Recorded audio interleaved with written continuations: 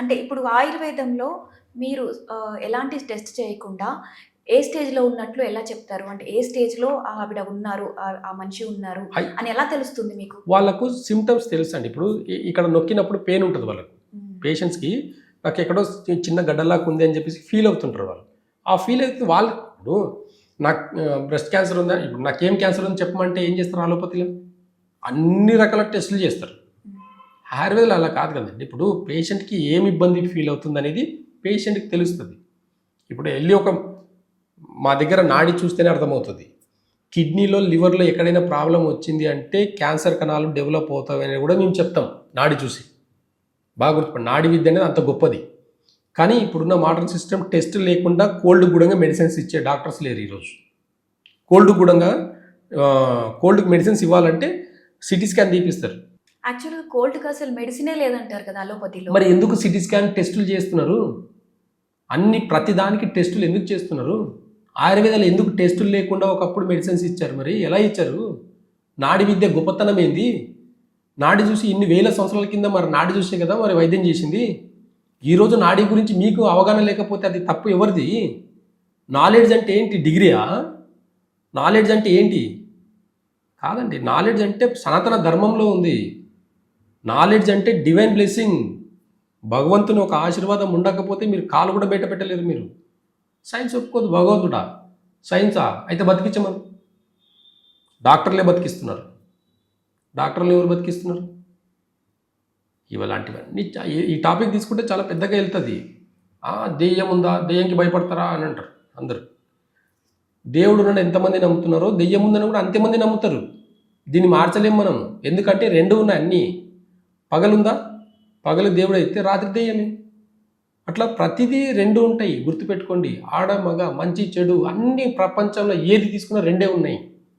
కాబట్టి అన్నీ నమ్మాల్సిందే.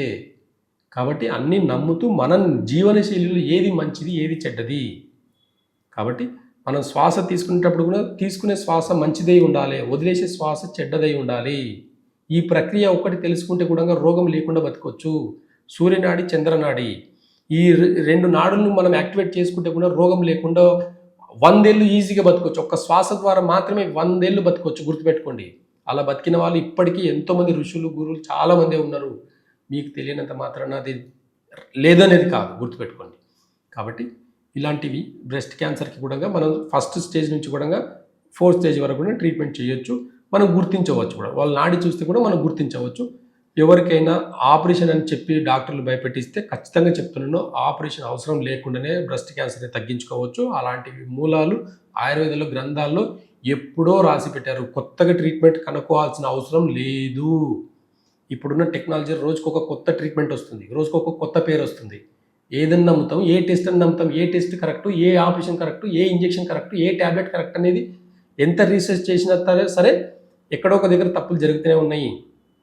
బాగా గుర్తుపెట్టుకోండి. అన్ని మెడిసిన్స్ కరెక్ట్ అనుకుంటే సెంట్రల్ గవర్నమెంట్ కాకుండా వరల్డ్ హెల్త్ ఆర్గనైజేషన్ వాళ్ళు కూడా 360 డ్రగ్స్ రీసెంట్గా ఒక 10 years బ్యాక్ 360 డ్రగ్స్ని బ్యాన్ చేసింది. ఆ ట్యాబ్లెట్ల వల్ల సైడ్ ఎఫెక్ట్లు ఉన్నాయి. ఈ డ్రగ్స్ని బ్యాన్ చేయండి అని చెప్పేస్తే కూడా ఈరోజు మార్కెట్లో అవే డ్రగ్స్ ఇంకా రన్ అవుతున్నాయి అంటే దీని బ్యాక్గ్రౌండ్లో ఏం జరుగుతుంది ఏం లేదనేది పేషెంట్లకు అవగాహన ఉండాలి. ఏ ట్యాబ్లెట్ వాడితే సైడ్ ఎఫెక్ట్స్ వస్తుంది, పెయిన్ కిల్లర్స్ వేసుకుంటే కిడ్నీలు ఎందుకు పాడవుతున్నాయి, స్టెరాయిడ్స్ వేసుకుంటే బాడీ ఎందుకు ఇన్బ్యాలెన్స్ అవుతుంది, ఎందుకు యాంటీబయాటిక్స్ వేసుకుంటే పిల్లల్లో ఈరోజు ఇంత యాంటీబయాటిక్స్ వాడితే కూడా ఈ న్యాచురల్గా ఇమ్యూనిటీ పవర్ పెరగట్లేదు. చాలా వాటికి భయపడుతున్నారు ఇప్పటికీ. బాగా గుర్తుపెట్టుకోండి. అవేర్నెస్ పేషెంట్లకే కావాలి. డాక్టర్లకు వాళ్ళు క్లియర్గా ఉన్నారు. బాగా గుర్తుపెట్టుకోండి. మీరు తినే ఫుడ్ నుంచి ఖచ్చితంగా ఏదో ఒక హెల్త్ ప్రాబ్లమ్స్ వస్తుంది. మా దగ్గరికి వస్తున్నారు, వాళ్ళు టేబుల్ వేసుకొని కూర్చున్నారు. గుర్తుపెట్టుకోండి. నేచర్ని కనెక్ట్ చేసుకొని బతకండి. నేచర్కి కనెక్ట్ అయ్యే నేచర్కి హెల్తీ ఫుడ్ అంటే మన అమ్మమ్మలు అడగండి, వాళ్ళు చెప్తారు. మంచి మంచి రెసిపీస్ చెప్తారు ఉన్నవాళ్ళు. పాత పద్ధతులు ఎలాంటివి ఉండేది, అలాంటి పద్ధతులు పాటించు కోల్డ్ నుంచి క్యాన్సర్ వరకు తగ్గించుకోవచ్చు. చిన్న చిన్న నియమాలు పాటించుకుంటే కూడా క్యాన్సర్ కూడా తగ్గించుకోవచ్చు. కాబట్టి క్యాన్సర్కి భయపడాల్సిన అవసరం లేదు. బాగా గుర్తుపెట్టుకోండి. మళ్ళీ చెప్తున్నాను, కర్ణాటకలో శివమొగ్గ దగ్గర క్యాన్సర్కి మెడిసిన్స్ ఇస్తారు. 4 రకాల మెడిసిన్స్ ఇస్తారు. అవునా?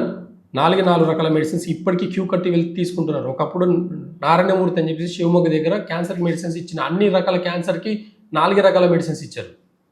కర్ణాటకలో. ఇక్కడ నియర్ బై అంటే పరిగి దగ్గర నియర్ బై మన సిటీకి దగ్గర కూడా పరిగి దగ్గర కూడా కృష్ణానంద స్వామి అని చెప్పేసి ఉంటారు ఆయన కూడా 35 సంవత్సరాల నుంచి కూడా క్యాన్సర్కి కొన్ని లక్షల మందిని బతికిచ్చారు. మరి ఎలా బతికిస్తున్నారండి ఆయుర్వేద ప్రకారంగా? ఏ క్యాన్సర్ ఉన్నా మరి ఆ కృష్ణానంద స్వామి దగ్గర మరి ఎలా దొరుకుతున్నాయి మెడిసిన్స్ క్యాన్సర్కి? కొన్ని వేల మంది బతుకుతున్నారు కదా, కొన్ని వేల మంది ఒక ఆదివారం 1000 మంది వెళ్తారు కదా అక్కడికి. ఎందుకు వెళ్తున్నారు? ఆయుర్వేదం మీద ఎక్కడో కొంత నమ్మకం ఉంది కాబట్టి అంతమంది జనాలు వెళ్తున్నారు. కాబట్టి ఇలాంటివన్నీ కూడా గుర్తించి మనం ఆయుర్వేద మూలాల నుంచి మనం రోగాల్ని ఖచ్చితంగా తగ్గించుకోవచ్చు. క్యాన్సర్కి అయితే అసలు భయమే లేదు. గుర్తుపెట్టుకొని ఆయుర్వేదాన్ని ఆదరించండి. నేచర్ ప్రకృతిలో ఏం చెప్తుంది వినండి, దాన్ని ఫాలో చేస్తే ఎలాంటి డిసీజ్ లేదు.